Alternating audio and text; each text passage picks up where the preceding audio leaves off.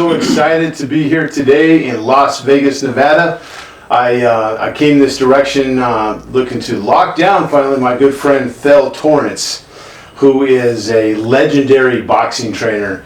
This man is going down in the history books for becoming one of the greatest trainers in history. And I am going to talk to Thell today and kind of expose a little bit of a different perspective, because I knew Thell as he was my trainer back in the 90s, and I learned a lot about this man. And he's not just a trainer of champions, but maker of men too. You know, he shares a lot of wisdom with his fighters and helps his fighters transform from maybe a troubled person and maybe some anger issues or whatever the case might be, or maybe coming from a different background in boxing or athletics, and he's helped them make that transition into boxing. And I've even talked to Thell about what kind of athletes made the better transition into boxing. We'll talk about that too. But no further ado, I want to get to Mr. Thell Torrence. How are you, buddy? Great to see you. We're happy to see you and be here chatting with you, bud. My pleasure. Yeah, man. As always, man. Yeah. So Thell, you've been in Vegas now for how long have you been living in Vegas? I think probably 1990. Since 1990. 1990, I started coming in back and forth. Okay. We had some good fighters at the time. Eddie Futch, you might remember, was my trainer. He moved up to work with a couple of fighters, and he got stuck. He couldn't come back. And then he called me to come up to assist him. And I said, Eddie, I hate this place. That's right. You did tell me that. I don't want no part of Las Vegas. Yeah. He said, well, what are we going to do? Yeah. We got Riddick Bowe coming out of the Olympic. We got Virgil Hill. You know, we got Wayne McCallum. You know, all these guys. Mike McCallum. What are we going to do? I can only do one thing. I said, well, I guess I got to come to Vegas. And the rest is history. Come up here, bring your air conditioner, and dig in this hot desert up here for a while. Train some fighters. Yeah. Right? And I was fortunate to meet some good, nice people. So I didn't think I'd like here, but I've been here since that time. Since the 90s. Wow. Right. Wow. So God, crazy, yeah. You've seen a lot of growth here, too, in just this town, haven't you? Absolutely. Yeah. Absolutely. Man, Prim was a long ways away. Prim. Yeah. Yeah, at that time. Okay. But now for this quick drive there. Quick drive, yeah, and then we get to go to the world's largest thermometer, just past that in Baker, There you go. on the way back to California. Lots of back and forth between LA, where you own the Hoover Street Boxing Gym, That's which right. is a gym you trained in as a fighter, right? That's right. Trained in as a fighter, and then bought the gym, Yeah. and then you owned the gym. I remember that because I trained in the gym when you owned the gym. That's You right. know? That's a lot of history. Yeah, yes, Unbelievable. that was it's amazing. Take me back. Yeah. You know, that's that old Jake Sarou's gym, what they called it at the time. Okay. I was in the military and I'd come through, you know, not always trained there, as well as training down the Main Street. So one day, finally, I happened to come by the job. I got a job, and I came by the gym one day, and one of the guys asked me, "Hey, Thell, why don't you buy the gym?" What? Yeah. Buy the gym, man? I'm having trouble paying for lunch, and you don't want me to buy the gym. Buy the gym. How about lunch in the gym? There you go. Yeah, as a matter of fact, the guy that owned the gym was a guy by the name of Mr. Burris from England. Oh, Yeah. oh, okay. Yeah, great guy. I can't think of his first name. He was a wrestler. You know, and he dealt with all these wrestlers at the time. Pro wrestlers. Yeah, pro wrestlers. Okay. I didn't know that. Yeah. Oh yeah, that's what the Hoover Street Gym was. Really? Yeah, and he asked me about it. I said, you know, I'd like to have it, but I can't afford it. He said, you can afford it. Really? So what? Okay. You know, he said, listen. He said, you're a nice guy. I like you. I'm going to make you a deal you can't turn down. I said, this is really going to have to be a deal. This guy's a hustler. Yeah. Real businessman, you know. He's a wrestler, you know, with Gorgeous George and all these guys. Really? Yeah, Gorgeous George? Yeah. I said, okay, what is he? He said, listen to me. Can you pay $500 a month? I said, not really. Yeah. You know, I said, but I'm working. You know, On a he said, good month, "Tell you right? what, you give me $500 a month and $1,000 at the end of the year. I went and talked to my wife. I said, how's this going to happen? You know what I mean? Yeah. And I'm just, got enough. I said, okay, I'll take it. Wow. And the Lord has blessed me. Yeah. Right. All the things are going on with my kids are growing up and me working, Yeah. trying to fight, Yeah. trying to go to school. I was going to school at the same time. What was your job back then? You told me a long time ago. I forgot though. I worked at a place called NI Industries, and I was working in a chem lab. A chem lab. Chem lab, we did all the chemical testing Right. for Yeah. all Okay. the, it was all government production Okay. company. And we ran the chem lab, and we go out, take sample, Okay. just the concentration, bring them up where they are, test them, maintain them governmentally, where they should be. And that's what I was doing at the time, and trying to box, trying to make a living, You were doing that full time, the job, full time, and boxing, and boxing. and that's full time job. Everything, Yeah. everything full time. And I don't know how I did it as I think about it. Yeah. That's tough. I really got an education. And you were going to school too, I was think, going to right? school. Yeah. Going to school. At college at night. Yeah. Yeah. Right.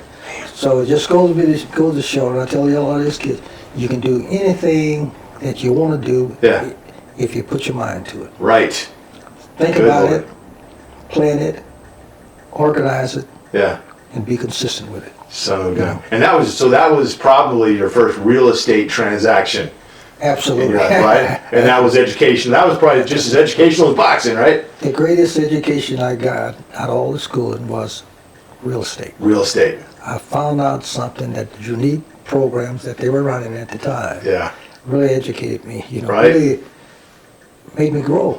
Right. And the reason I got into real estate, the reason I have all the properties I have right now, Yeah. Yeah. that's a result of that challenge right there. You own the building that we're in now with apartments and Yeah. other home rentals and Yeah. gyms and gosh, I don't even know what else. I mean, I'm sure we could discover more things. Oh, I know it was a couple 150 acres, I think, somewhere, and Oh yeah, I'm blessed, I can't complain. yeah. And I've been fortunate to meet some good people. Yes, yeah, that's always key. Meeting good Yeah. people in your life, You right? set up good standards for yourself, you live by 'em. The good people will come. So will the bad people. So the bad people always come around at some point, don't they? Absolutely, so you have to know how to cut the cord. Stick and move, right? Yeah, stick and move. Keep that jab moving, right? Stick and move, right. Keep your respect. I remember when you were training me in boxing, and we were going to places like, we went to some amazing places, which was one of the best parts of my boxing career was some of the traveling got to do, going to Europe a couple times and different states that we go to in the U.S. and boxing camps up in the mountain, Big Bear, Arrowhead. Yes. All these different places, and just and going with this class, Yes. this real high level class of Yeah. athletes, world professional athletes and champions, Right. and trainers with you and Eddie Futch. I mean, it was just unbelievable the experience I had. Yeah. Did I win any big world titles in boxing? No. Well. I ended up getting ranked in WBC and everything, but never won any big titles. Right. Sorry. But I took away from boxing when I started, I got all those injuries and all these different things happened to me, and so we stepped away from the game when I was in my early 30s, actually. Right. And that was good because then we could go ahead and save what I had left upstairs here for real estate. And where did I get up with real estate? Because you and I were talking about real estate all the time. We'd be off in all these different places talking real estate. And we travel talking about it. Yeah, all the time. Different deals and, Yeah. and how you acquired the gym. And then you always used to say, Cash, always buy real estate. That's right. I want a piece of the earth, man. That's it.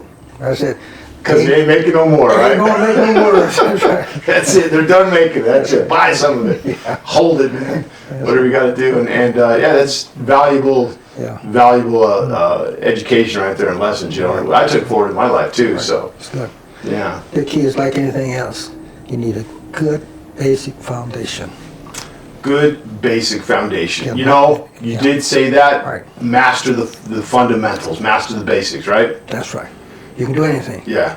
Yeah. You can't do calculus if you can't do plain old arithmetic. Right? Right. Can't do calculus if you can't do arithmetic. How about that? See, you always got these sayings you come up with, man. We got to start labeling these things, And I remember some of those lessons that you would teach too about, hey, you got to have a good jab. If you don't have a good jab and you can't let your opponent feel a little power, Right. They're not going to have respect for you. They're going to come in and eat your lunch. Absolutely. Right? I remember that. Right. So, and I took those lessons to get forward in life. Oh, yeah. You know, with anybody you're talking to, with working business deals or real estate transactions, whatever, hey, be nice, polite, be a gentleman. Right. But no, I got a jab. Yeah. I might even have a nice left hook somewhere, right? That's But, right. Right. So if you're going to come in on me, Yeah. you're going to pay a price. That's right. Right? It's like life. You have to have a good basic living condition. Right? Good basic living condition. It's the program. Right. Program. You got a good program in your life. If something go wrong, don't worry about it. Yeah? Just make an adjustment, readjustment. Make an adjustment. Yeah. That's I'll right. move this from. Make an adjustment here. Right. Adjustment here. Yeah. Right. It's like a fight. If you beat me today, Uh-huh. that doesn't mean you're going to beat me tomorrow. Right. See? 'Cause Great. I'm Good going to go philosophy. back, I'm going to think about it. You know, I'm going to see what you did. I'm going to look at not what you do great, but what you don't do so well. Oh, that's good. I like that. And that's what I'm going to focus on. Jeez. Those kind of things. You Yeah. know, Yeah. and build it up. So that's like part of life. It's not what you do well, but what you did not do so good. Was that what you said? Well, it's yes, you want to do everything well, Uh-huh. you know what I mean, but you focus on those things that you don't do so well. Right, okay. You're trying to build up. Bring those up. Right, Okay. right.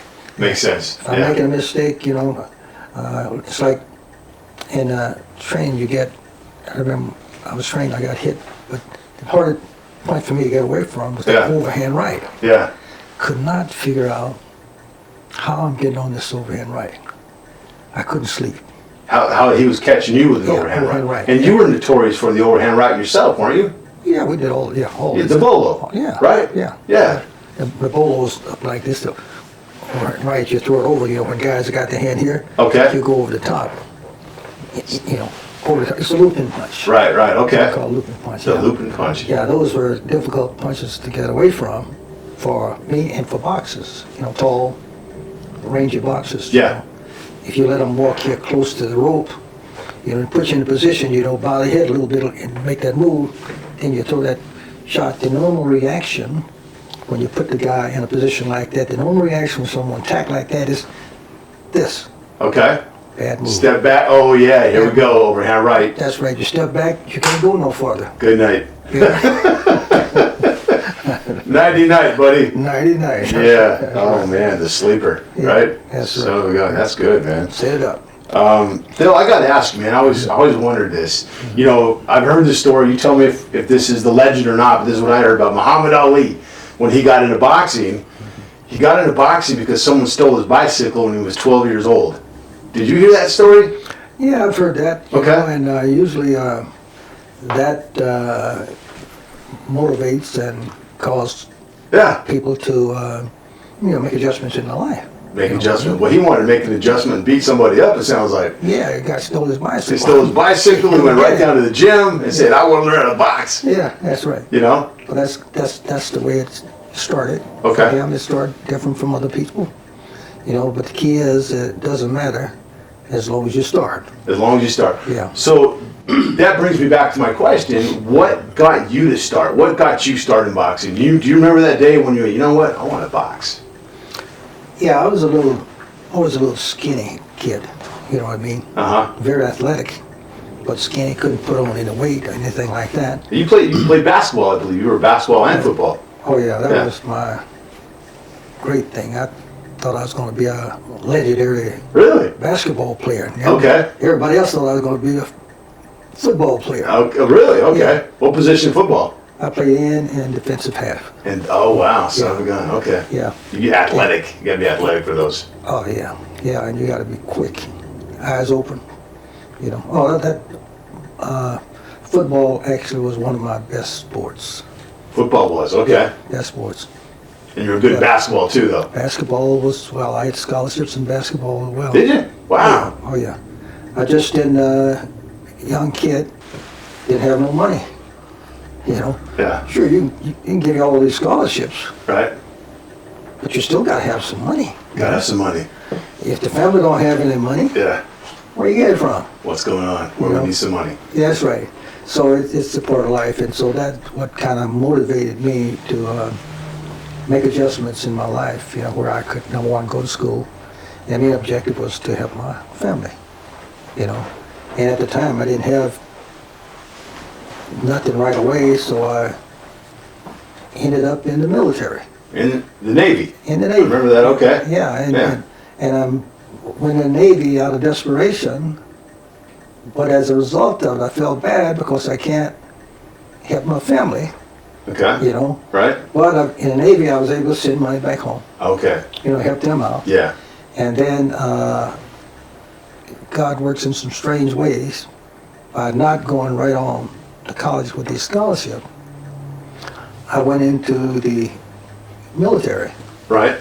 And when I got out, I had more scholarships when I got out than I did when I went in. Really? So it's From the amazing. Navy? Yeah, yes, amazing how things work like that. So I was fortunate. It was the direction that I was headed, Right. and it worked out. And Nice. I'm fortunate. Actually, it's the reason I am where I am today. Because of the Navy? Yeah, from Yeah. the Navy, from that action, which caused this reaction, which resulted in where I am today. How about that? Yeah. Son of a gun. Yeah. So while you were in the Navy, that's where you started boxing, from what I remember you saying, right? Right. Okay. I had one. I guess I didn't fall in love with it, but when I first got started, I was a little young punk kid at home. Yeah. Okay. And something strange about this guy by the name Willie Brown, and we call him Champ. He's from St. Louis. Willie Brown Champ. Okay. He took up with me, and he taught me one basic thing: a jab. The jab. I was going to say that. Yeah. Jab. He taught me how to jab. He said, nobody get past this jab. Yeah. Right. He said, I don't care how tough they are, who they are, they gotta get past this jab. Get past the jab. Yeah. And then he said, you show me a guy with a good jab, I'll show you a good fighter. And so that's the way I went all the way through the military and all the way across the country Jabbing. with a jab. Nice. I beat most of the guys, most of them I knocked out okay, but it was all done with a jab. With a jab. And that took me to where I am today. Gotcha. Everything started from basic fundamentals. Basic fundamentals. Yeah. Basic fundamental. And you learn them well. And then once you get them down, you practice. Practice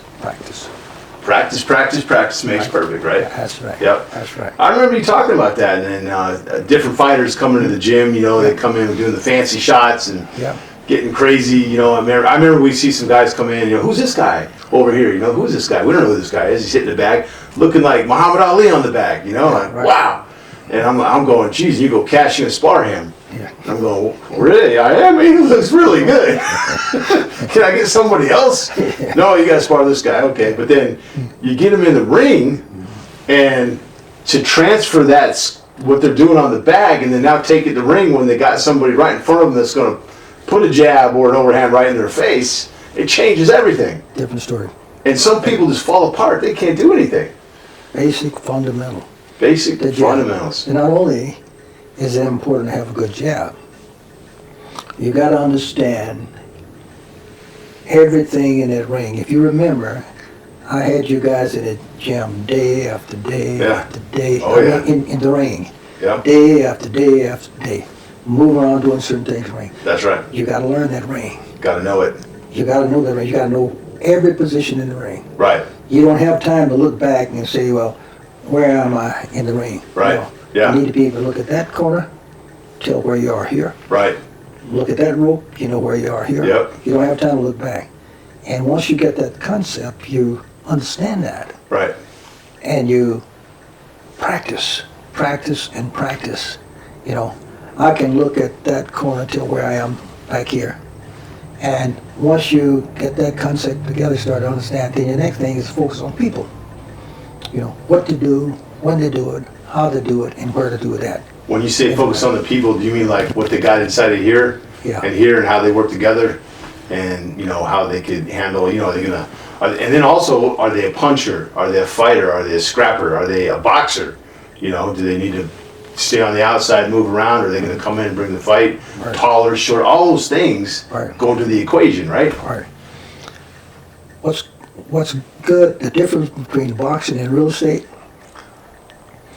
In real estate, we're taught, you get inside the house and you talk to this guy within 10 minutes, you need to know whether he has the ability to buy or not. Bam! That is the truth. You see what I'm saying? Or sell, buy or sell, ability to do something. That's right. Right. Don't you losing money. Yeah. Okay? Yeah. In boxing, when you step in that ring out there, within that first or second round, you need to know every move this guy kept going to make. Gotcha. Failure to learn that could cost you not only your life, get your butt knocked out. Get your butt knocked out. So you need to, the old timers call it feel it out. You've got to understand, where he is in the ring, what punches he'll throw if he's in this position. Right. You know what I mean? Right. And how to stay off the rope. Stay How to get off the rope. Don't get on those ropes. Yes, right. The rope is hot. Yeah. You stay off that rope. Right. Yeah. It's like an electric fence. Absolutely. Yeah. That's electric fence. That's right. You have to learn those basic things when you get in the ring. And the sooner you learn them, the better off you are. And once you get it out of your practice, I want to know everything this guy can do after that first or second round. Right. I want to know everything you can do. I want to know what you can do, when you do it, Okay. how you do it, where you do it at. Okay. Yeah, if I get that down, I can predict what you're going to do. Oh boy, I can round predict- 3 is not good. That's right. That's right. I can predict when you're going to punch, Right. what kind of punches you throw, Yeah. and what kind of punches you throw at certain positions in the ring. Right. And Right. to get that down, Yeah. I clock all that in, and you got to have a good memory. Jesus. You got to have a good memory. And if you learn those things, it could save your life in the ring. Save your life. Yeah. Yeah. You have a long career. Right. But failure to learn that Yep. ain't gonna last long. I remember you used to tell me, and when I was boxing or training me, was, Cash, every punch you slip adds a day to your career. Right? You got it. You remember that? Got a good memory. Still, thank God, right? And unbelievable that I'm thinking, why did Phil say that to me all the time? It's like, Cash, you may not want to get hit, Yeah, that's right. I don't know if I had that Celtic blood in me, the Scotch-Irish blood that just kind of wanted to come forward and take a shot to give a shot, right? Yeah, you have to. Because there's that philosophy too, right? You come Absolutely. in, take a shot to give a shot. But Right. the problem with that, for any fighters out there thinking of fighting and maybe following that philosophy in your career, Right. is it doesn't last too long. It ain't gonna last very long. That's right. You're gonna pay some price, That's right. some mileage. Some guys can punch, Yeah, and not only punching, sometimes they know where to punch, right, when to punch, right, and how to punch. exactly. If they know that, it's a dangerous to be on that rope. That's right. The Right, sweet always- science. That's right. Yeah, from the toes Yeah. to the hip to the knees Yeah. to the shoulders to the snap of the punch coming right on in and just Absolutely. that's Right. a game changer, Right, right. And the next thing is learn what he's going to do, when he's going to do, where he's going to do it at. We're creatures of habit. Creatures of habit. I'm sure you've been asked this before. What percentage of the mind or the mental part of the game would you say is important, more important than the physical? I'll say the major part of this, all of it's important. Oh, it's You gotta sure. You got to be mentally and physically prepared. But if you get a certain, stage in your career, Right. that mental capacity is the greatest part of this boxing game. The mental capacity. Yeah, because There that you go. way I can make you do what I want you to do when you want to do it. Right. You know what I mean? If Right. I got you under control, you know what I mean? It's control. It's like real estate. You got to control this real estate. Right. You show me a guy that can control that real estate, Yep. 9 out of 10 times, he controls and he wins the fight. Yeah, come win the He's fight. win the Yep, fight. Yeah. that's right. But if you lose control of it, you're struggling. You make a mistake. That's right. You know what I mean? Yeah. You're throwing crazy punches. You know what I mean? Yeah. You're missing with these shots. You know what I mean? You fall apart. If I can get you to fall apart, I'll take you apart. Forget about it. It's like boxers should probably learn to play the game of Monopoly really well. Learn that board, that real estate That's board. right. You need to own this. Yeah. You need to take that and own this too. You got to own it all. It's that kind of game. Yeah, that's right. That kind of game. If you look at it from that concept, Yeah, you can have a lot of fun in it. yeah, Otherwise, it's a hard, grueling business. yeah. But it's a game, and you got to look at it as if it's a game. Right. You know what I mean? As a game. That way, you get some pleasure out of it. And if you don't like to play, you should not play. You should just get on Get out of it. Do something else, man. Absolutely. Absolutely. I was going to say, so, talking about the mental capacity and the physical capacity of a fighter and spiritual, right? And bringing it all together, a guy could be a physical specimen, right?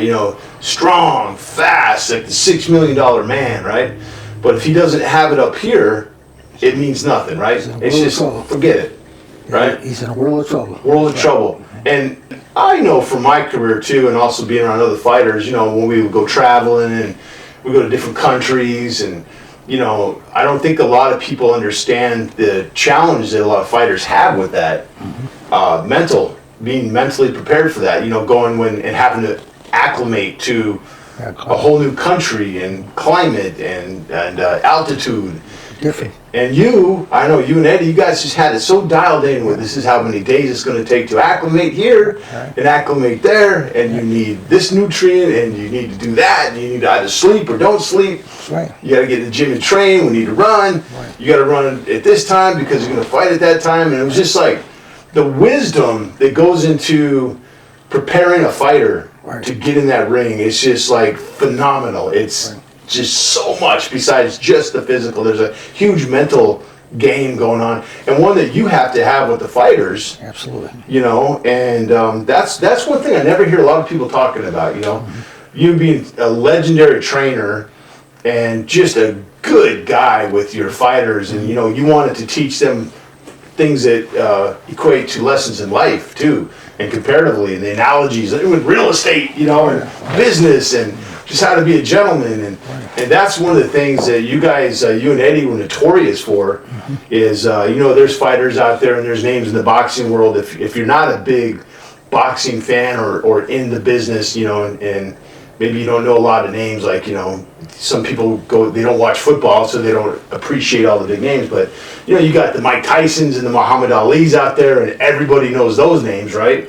Right. They're huge. They know known across the world. But in the boxing world, Eddie Futch and Thell Torrence, those are names that are etched in the books as guys that had infinite wisdom in the game of boxing and in life and business and the boxing business as well, and class. They all did it with class. They're just a very classy group of people, and very well respected anywhere you guys ever went. That's just, for me, man, that just means the world, for someone to have all that knowledge, all that wisdom, all that skill, experience, and just sprinkle with some class, right? I mean, that's Thell Torrence. That's right, man. And that was Mr. Eddie Futch, who has passed, but, Right. Which a lot of people may not know, too, that Eddie Futch trained Thell Torrence in your boxing career after the Navy, right? Absolutely. Unbelievable, man. Absolutely. One of the greatest trainers in history before Thell Torrence, and he trained you. Right. It's a unique situation, career, and life, how everything fell together. Like I say, when I got out of the Navy, I didn't know what I was going to do. I knew what I was not going to do. Oh, I get it. But I didn't know what I was going to do. Young kid, from Arkansas. Yeah. Going in the Navy. And you got family. And got family. That you got to take care of. Yeah. Yeah. Absolutely.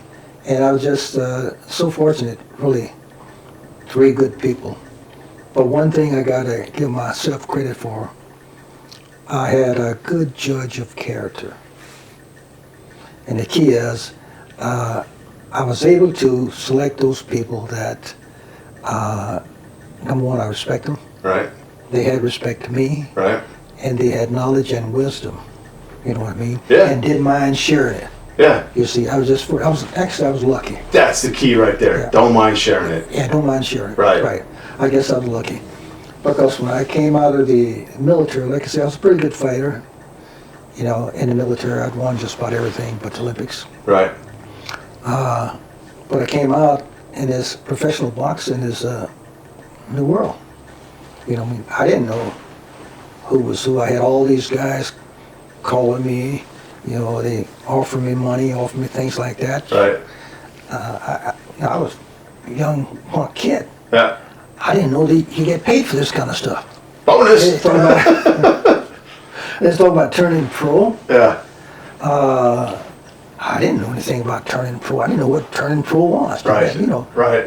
Jackie McCoy, Lee Prela, Eddie Futch, Yeah. you know, all these legendary guys, Yeah. Highway Style, all these Yeah. guys. They were good people. You Yeah. know, I'd run up on them and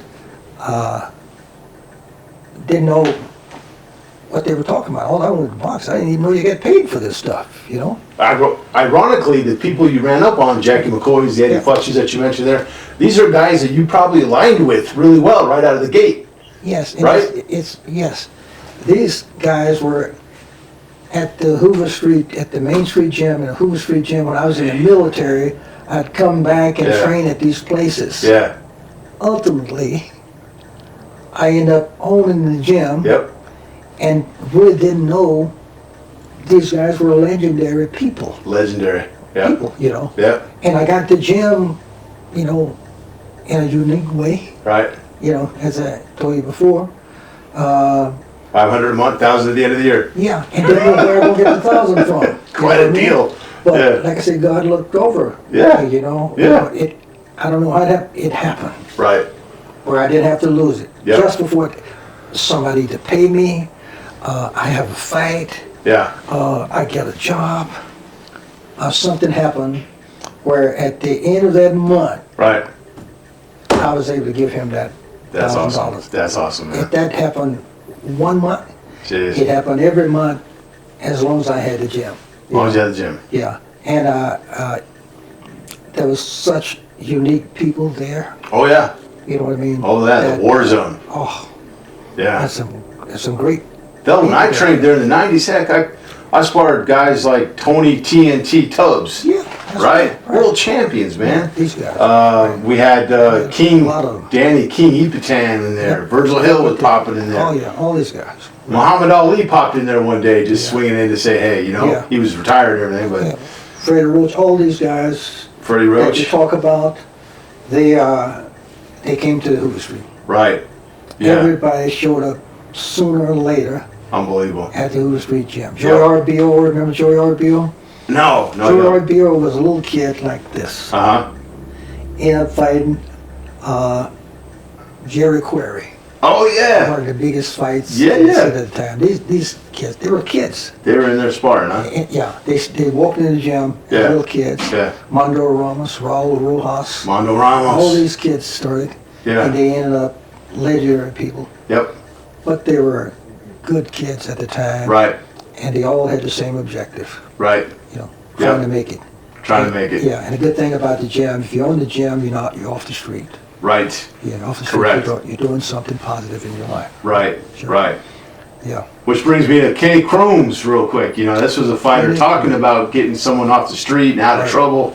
Right. This is a young kid that I think mom brought him to you, That's right. delivered to you, said, do something with this kid. Yeah. Right. Come on, I remember they came over, didn't know, said, Mister, I don't know what to do with this kid. I don't know what to do with him. Right. I feel like that with my kids sometimes. Yeah, He's a great kid, don't get me wrong. yeah, I know. Can you help him? You know, and Yeah. I looked at him, and a lady that was renting an apartment from me at the time, and she kind of heard him, and she was shaking her head. Don't get in, don't do it. Don't do it. This is the worst boy in the world. Yeah, the worst, man. Wow.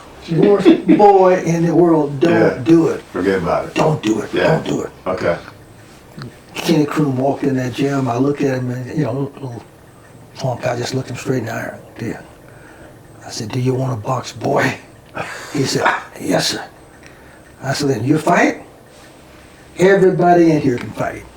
show me who can you beat. Yeah. Just tell me who in this gym you could beat. We had all kinds of champions. All solid. Everybody's solid. Yeah. Yeah. Everybody from Ken Norton, Mondo Ramos, Raul Rojas. Ken Norton. Yeah. I said, who can you beat in this gym? He didn't Yeah. say, he just, eyes was just big, just looking over. Right. He's nobody. I said, listen, if you want to box, I'll teach you be the best boxer in the world. But let me tell you, I don't want to ever hear about you fighting in the street, taking advantage of anybody. Yeah. If I hear about it, out of the gym. Out of the gym. I said, out of the gym. I don't even want to, not just out of the gym. Yeah. I don't want to see you in the yard. In the yard. Yeah. Get off the street. I don't want you on the street, Jeez. you know. They thought I was crazy, you know. I said, Yeah. I don't want you nowhere in this gym. Right. But if you want to be a fighter, I'll teach you the best fight in the world. But don't Right. let me hear anything, but I don't want your mother to have to come and tell me you did anything wrong. Okay. He said, yes, sir, yes, sir. Yeah. That kid came back in there, and I tell you, I'm impressed with him. His family was impressed. He joined the church. He started doing everything. Joined the church too. Huh? Everything, yeah. He was showing up on time. I think you said even early, right? Absolutely. He was Right. there. When that bell rang, I looked at the door, he's walking in the door. Jeez, man. If he did that one time, he did that Yeah. 1,000 times. You changed that kid's life. Yeah, he changed over. Next thing you know, Right. he become, not only did he win everything in the Yeah. amateurs, you know, went Yeah. to the nationals. Yeah. Beating everybody up. Yeah. Everything. He ended up turning pro. You know, he won that WAA title. He won everything. He only lost one fight, I think. Unbelievable. But turned out to be a gentleman. And I was so impressed with him. You know, he was the kind of kid that I use as an example. As an example. Yeah. For the other kids. Makes sense. He turned out real good, and I was really impressed with Kenny. Makes good sense. So Phil, that's a blessing, a skill set, whatever you want to call it, whatever you want to chalk it up to be, that somebody has, or is it something bigger? It's got to be something bigger than just a skill set. It's like a purpose. It's like if you take the time out of your day to help somebody, you know, and like that, because taking him on was, hey, you're rolling a little bit of a risk, right? For all kinds of things, you know. Could be the people around you, could be your reputation, Right. your time, because I know time is very important to you. You're a very scheduled guy, which, you know, hey, time That's it. is something you just can't get back, you know. Got to respect it. Absolutely. And so I get that, and I appreciate Yeah. that. But Yeah. I'm the same way, by the way. I mean, I will take my shirt off and help somebody out. They need help, they want help, I will do that anytime, any day. Yeah. I wish more people would be like that, Yeah. you know. Just don't waste my time. I'll give it to you. Just don't waste my But time. use it, but don't waste it. There's nowhere hand right, got your name on it. Right. And another thing I found out, actually, all these kids that got problems and things like that, basically they're good kids. Good You know what kids. I mean? Yeah, They need the structure. they need You know what I mean? structure, They need somebody that they can respect. right? You know, someone that's, they can't push around, Right? you know. They Right. respect, you know, and set a standard that they must live by. Right. And 9 out of 10 times, if you're that kind of person, you set those kind of standards. Right. We're creatures of habit. Right. If you start it and keep it up consistently, it becomes part of your life. You It's live gonna that way. become part of And your once life. the kids come around, that's what's so good about boxing, the gyms, and different kind of athletics. If you can get these kids to buy into it, Yeah. you know what I mean, and Right. set a good standard, rules. Everybody got to have standards. All the rules and the standards, And once they, it might take them a while to adjust, right? but once they adjust, it could be the best thing that happened to them in their life. Right. Right. Absolutely, 100%. Best thing to happen, and changing people's lives. Still, Right. how did that make you feel? You know, when you would, you know, the lives you changed. We couldn't even count how many lives you've affected and changed in positive ways. How does that make you feel, man? You know, that's why I say, you know, I'm blessed. I try to keep from getting angry about things, you know. Yeah. You know, the first thing you got to learn how to control yourself. Control You know, that was a yourself. problem I had as a youngster, because I know most of these kids coming Yeah. up. The first thing you got to control, if you're going to control somebody else, assist or help somebody else, you got to first control yourself. Control yourself. Control Key, yourself. right? That's right. You know, what to do, when to do, how to do it, where to do it at. Right. You know what I mean? Right. These little kids sometimes they are think that they greatest thing that ever walked this earth, and the Yeah. toughest thing that Yeah. ever walked this world. Yeah. But they don't know. I felt that way about myself when I was young. This kid, yeah, you think you're Yeah. something different. Yep. But listen, when you meet that right person, you know, he don't have to be a giant. You know, he could be a giant, but not in size and things like that. Right. You need to be someone that approach you and gain your respect. Right. And once you gain that respect, man, this guy's something different. Something different. I want to be like him. It has the answer for most of the things, Yeah. most of the questions that you have. Right. Everything. And if you can follow that guy, you know, 9 out of 10 times it change your life. Right. Not only change your life, it'll help you change the life of other people. Of as other well. people around you. And that is awesome, man. That's worth winning world titles and Yeah. the lottery and all that. You can't. People that have millions and billions of dollars, man, and they've never experienced that. To me, that is the riches in life right there. Absolutely. Right? Right. You know? You can't start, put price and on most of these kids, they start out, they don't know what they're going to be. They don't know, a lot of them don't know if they're going to be world champion. Right. I don't even know they can be world champion. Yeah. And don't believe that they can whip anybody. Jeez. Don't believe. Have no confidence in themselves. Yeah. That's why a lot of people take advantage of them, you know. But I found out some of these little kids, you know, I had one little kid look like a little girl, you know. I mean, everybody taking advantage of him. Yeah. But once he found out about himself and gained some confidence in himself, Right. kid had the heart of a lion. The heart of a lion, man. That's awesome. Little kids, they look like little girls, you know, but Yeah. I've seen some of these little kids, you blow them, look like they're gonna fall over. Right. Some of the toughest guys, you know, Toughest. see, they don't know, Yeah. they really don't know it. But if Yeah. you can bring it out, you can direct it in the direction you want. Right. Yeah. No, that's awesome, the man. greatest thing about That's awesome, and if there were more people like you in the world today taking the time and energy to do that with Yeah. the youth of today, can you imagine? Oh, We'd yeah. be in a different world. Oh, We'd be in a different world today right now, because, you know, sometimes generation happening now concerns me a little bit, you know, I got oh yeah. a little nervous sometimes, you know, but Same here. there's still good kids, there's still good people, and there's still there's a percentage of them that are, you know, holding the ground, right? Yeah, But, yeah. you But know, they are some good kids out there. yeah, You know what I mean? really good kids, yeah. But you gotta find them. You know what I mean? Yeah. And sometimes they don't know it either, and sometimes they're bluffing. you They know? don't even know it, They know right? it themselves. You know, Yep. taking advantage of people Yep. on the street, doing things like that. They don't know. It's survival for them. Exactly.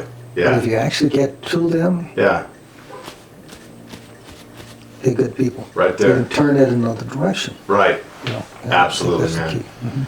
I was going to ask you, working with the fighters, being off in world title fights, because you've been in the corner with some great champions and you've trained them, big money on the table, you know, thousands and thousands of people in the audience and the cameras and the TVs. I mean, that is some pressure, man. I mean, because I remember boxing, I don't know what got to those ESPN and USA fights, right?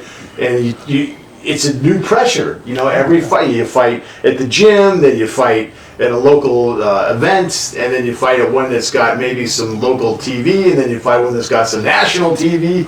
And every step you go up, it's like, it's a little more nerve-wracking, you know? Absolutely, man. Yeah, and then you see the HBO, and then you get to where you fought, HBO, pay-per-view.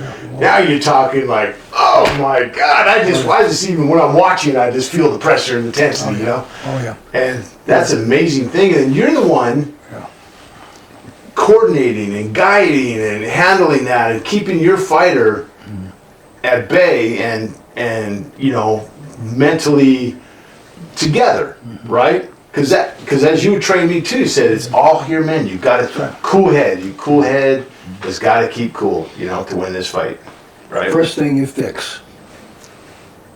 That's 6 inches between the ears, right? That's right. That's If it. you can fix that, you got a shot at it. You got shot. You got a shot. You Yeah. fix that. And the key is to get your fighter to believe in you. Right. I've had a lot of these kids. Key, right? Yes, I've had a lot of these kids, man. They got no confidence in themselves. No confidence in their family or respect for their family or anybody. Jeez. So if a kid come to you like that, what's he looking for? Right.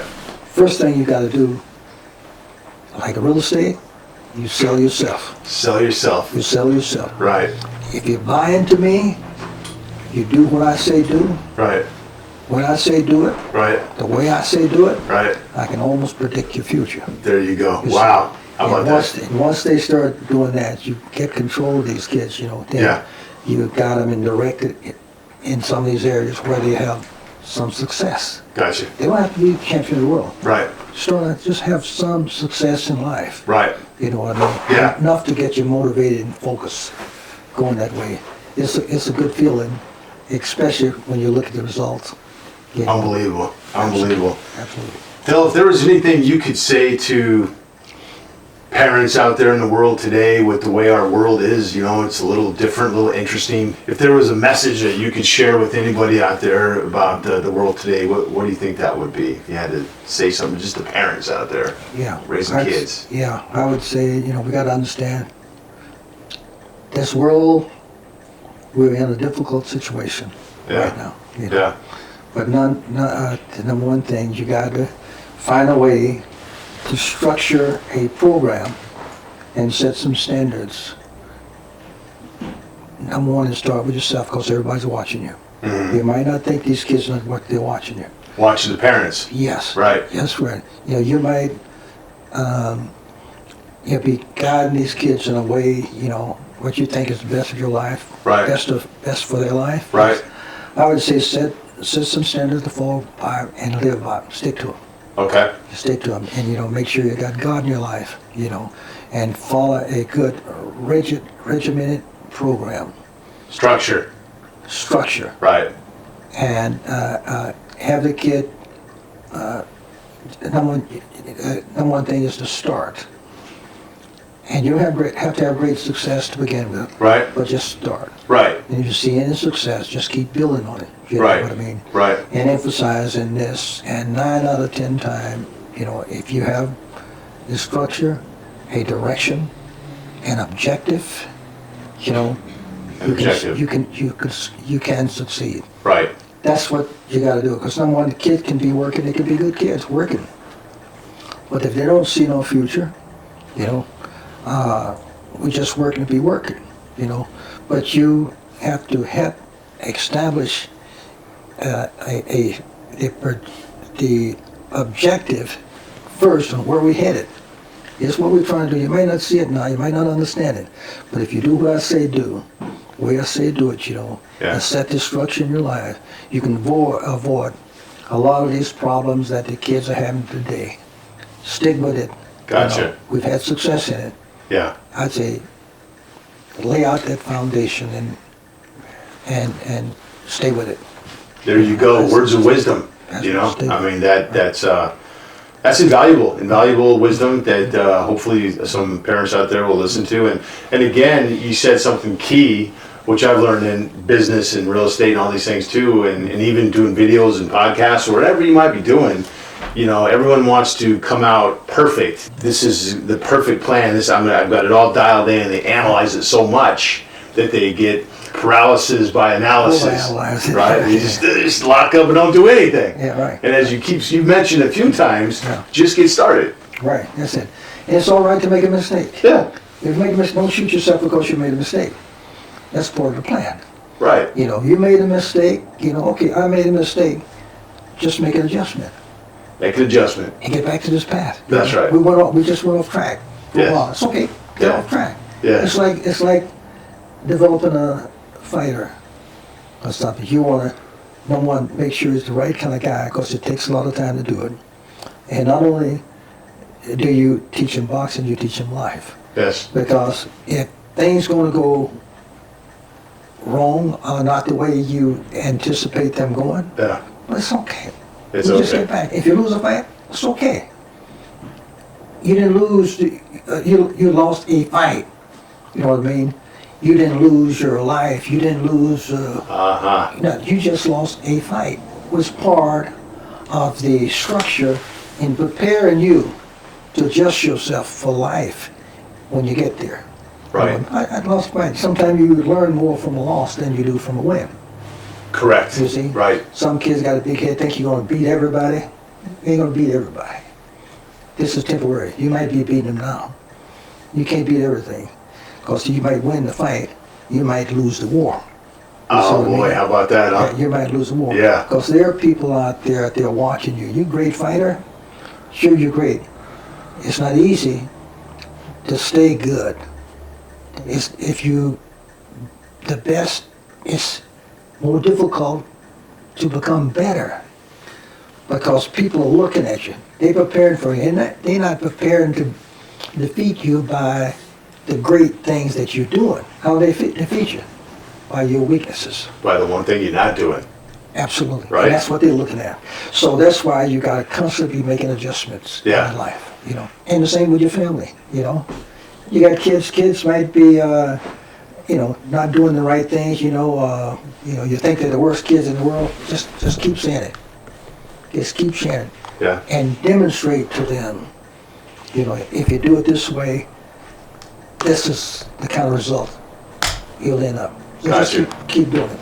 That's awesome, man. That's awesome. what you do. Jeez. Right. Words of wisdom from one of the world's greatest boxing trainers, has seen it all, been down the roads, trained fighters in big, huge title fights. And had his butt kicked like everybody else. Just keep getting up. Just keep on getting up. And I'm sure you've had to have those discussions. You have many champions, many victories, but again, you're going to have losses. Oh, yeah. It's part of the deal.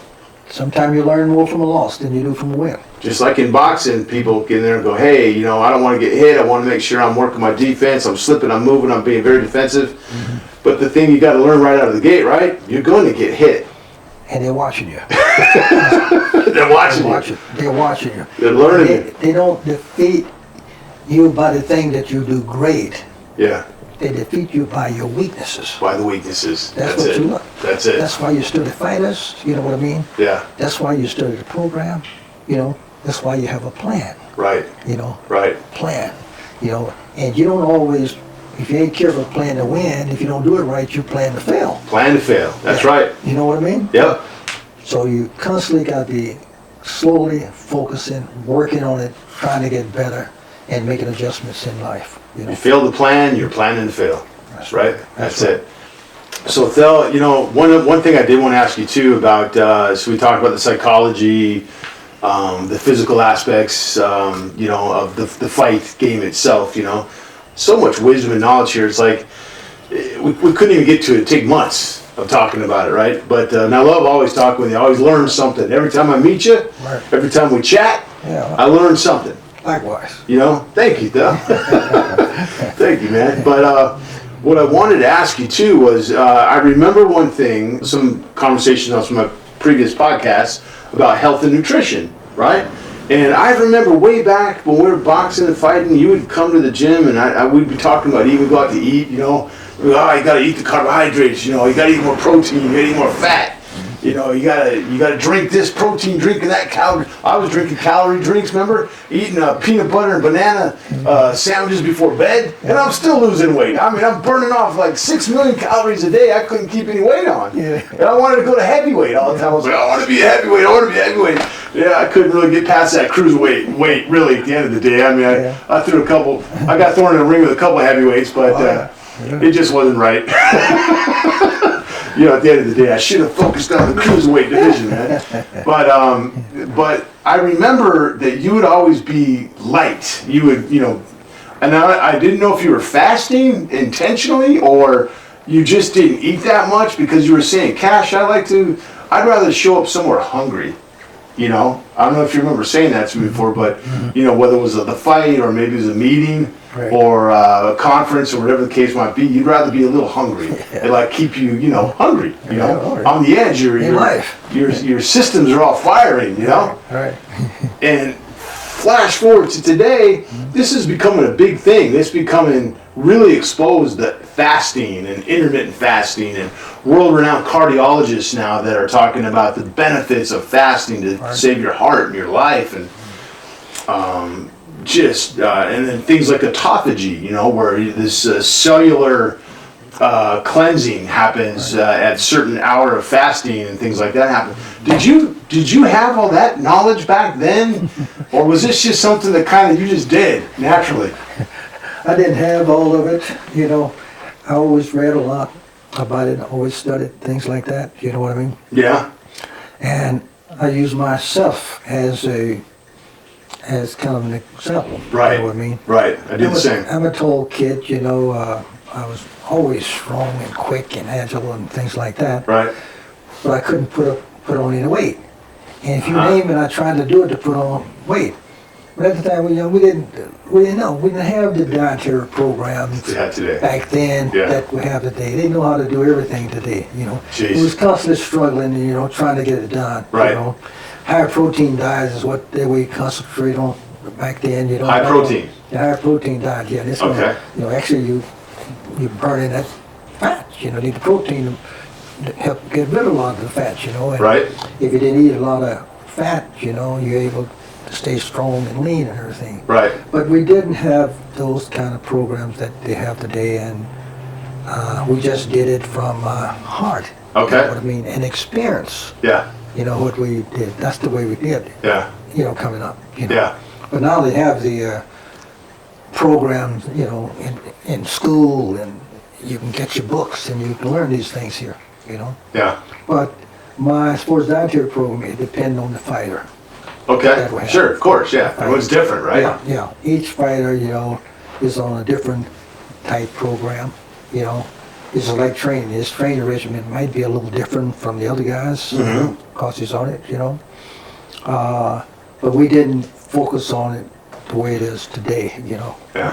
What wasn't there, you know, everything was, you know, from our heart, what we knew, and from experience. From experience. The Yeah. thing we did over the years. And it worked. And it worked. Most of the Okay. time.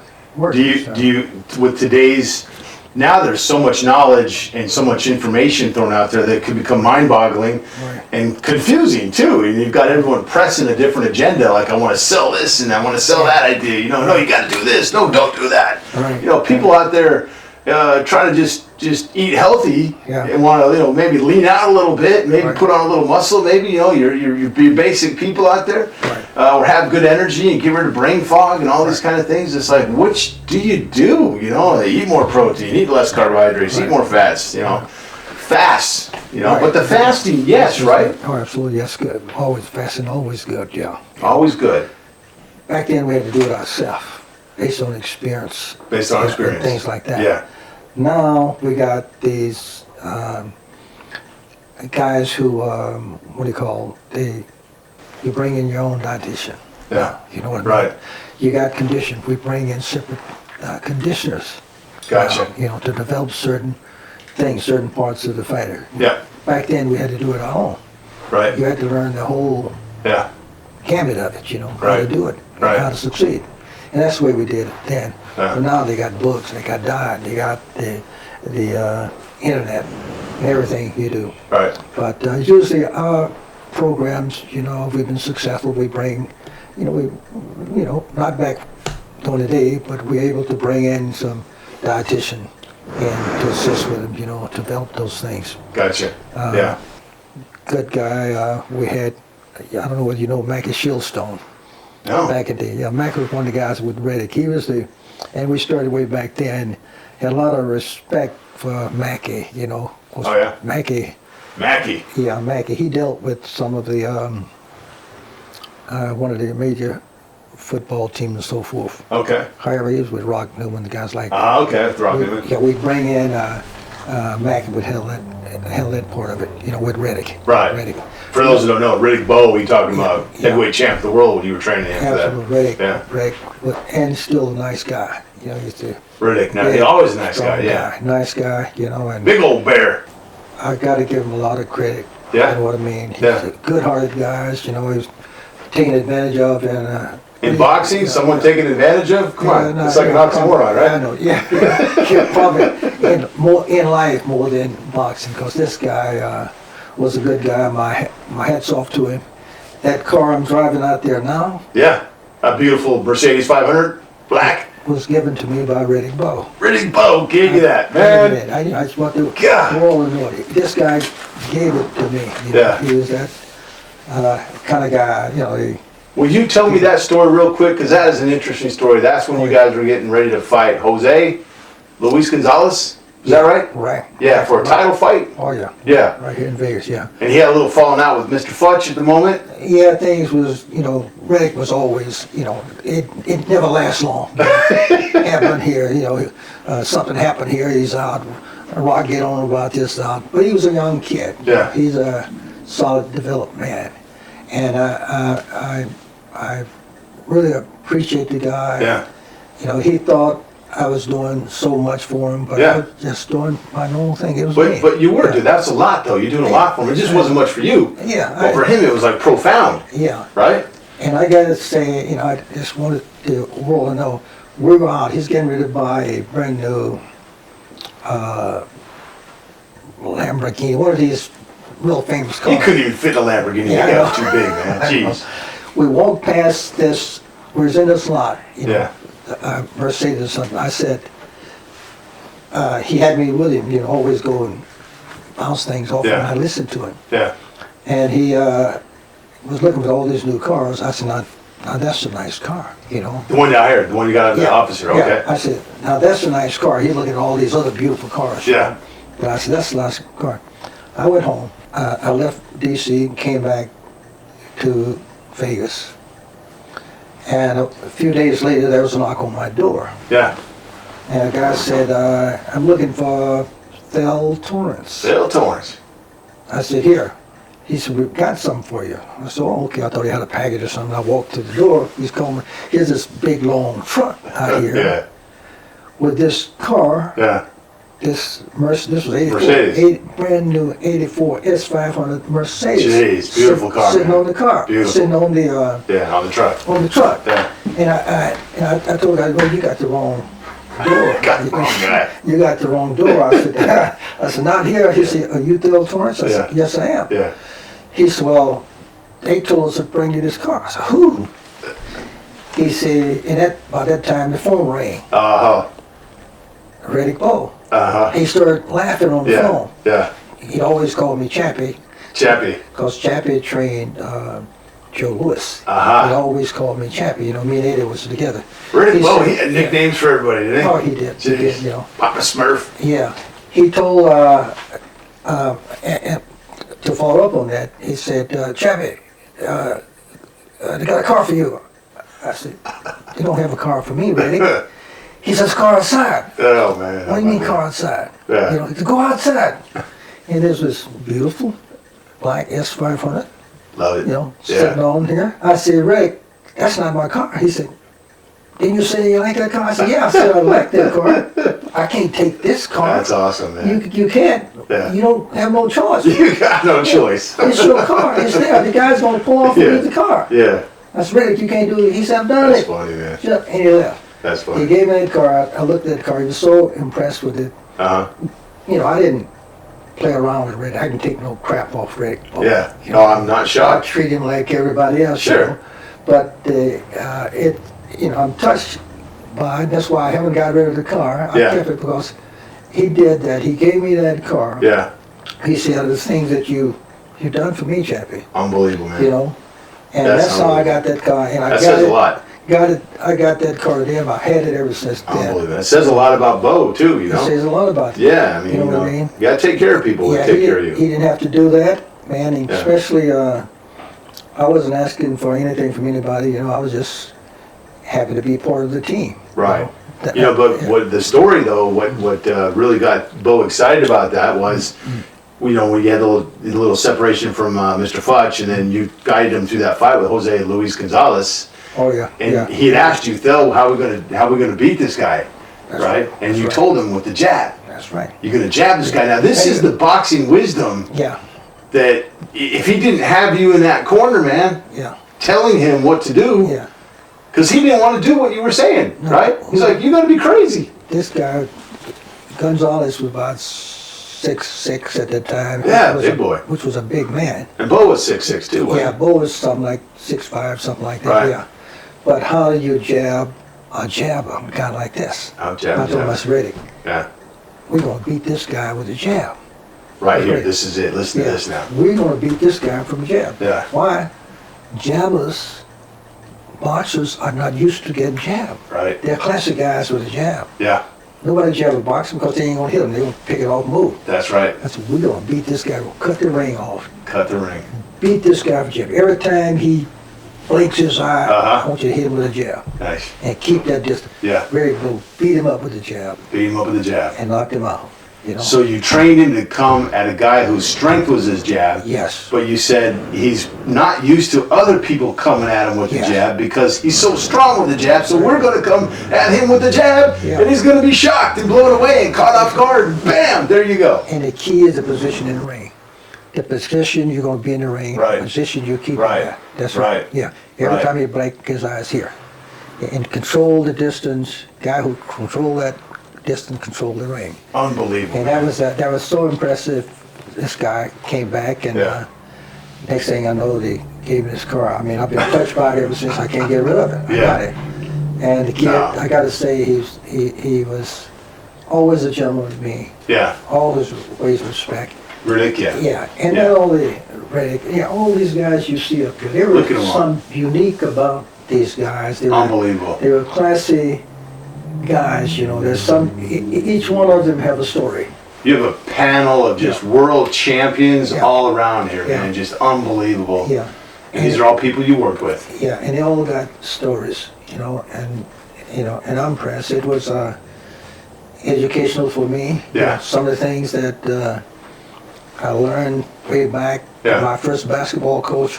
Yeah. Those are the kind of things we used in Right. boxing. In boxing. Yeah. In boxing. That's Yeah, right. get it Which, done, yeah. which now even guys like myself, we take those lessons and even use them in real estate. Yeah, there you go. Right there. Basic Right. foundations. Unbelievable, that man. lasts forever. A lifetime. Yeah, For a absolutely, lifetime. 100%. For a lifetime. Well, Thell, man, I thank you so much for taking the time to share with me so the world could see and hear some of your, experiences in life that are just amazing. And I'm hoping that, whether it's a kid out there or a parent out there or someone considering getting in the fight game or anything, that maybe they learned a little something today. And I think that there might be some people that picked up a little knowledge today. We're all a little smarter Yeah, after listening to this. Hopefully, man, there's always room to learn. Always room to learn. I learn every day myself. Right. Keep it up, Self-taught. Self-taught. You keep Self-taught. keep learning. But now you're sharing. That's the key. Yeah. You learn and then share Right. your knowledge, right? Right, absolutely. Don't hold it all into yourself now. Share it. Yeah, Right. It makes you feel good when you can see someone else benefit from something that Right. you've given them, suggested, Yeah. made some arrangement to benefit them in life. Absolutely, man. Well, you're an unbelievable man. Yeah, man. And again, the world thanks you, and we're all looking for more out of you because you're still training fighters. Yeah. I mean, in the ring, Yeah. working the mitts, training fighters at 86 years old. Did you hear that? 86 years old, training fighters. What? And I'm excited about it too. And Yeah. the key is years ago I was everywhere, but what motivates me now Yeah. is an individual Uh-huh. that actually want to do this Right. more than I want to do it. Yes. More than I want him to do it. Yes. You see what I mean? Yes. You give me that kind of guy, I can do some marvelous things with him. But I don't care how much ability you got, but if you don't have that heart and we don't have that connection, it's difficult to motivate. Got you. And even the people you've always associated yourself, like even your amazing assistant helping you out, Shelly, Oh, yeah. and your amazing wife, which I know, come on, behind every good man is an Yeah. even better woman. Oh, yeah. Right? I know that. My experience with my wife at home, she's amazing too. So Yeah. hats off to the wives. I've been lucky. Hats off to you, your staff, everybody, man. Thell Torrence, it's been awesome talking with you, buddy. I hope we can do it again sometime. It's my pleasure. You're a good guy, Cash, man, and I'm proud to see where you are. Thank you, buddy. I know where you came from. You know what I mean? Now look at you now. Yeah, look at me now, man. Now look at you now. That's That good. means a lot, Thell. Thank you. I appreciate yeah. it, man. Feel good about it. Thank All you, right, buddy. buddy. You got it. All the Thank best. you, man. You got it.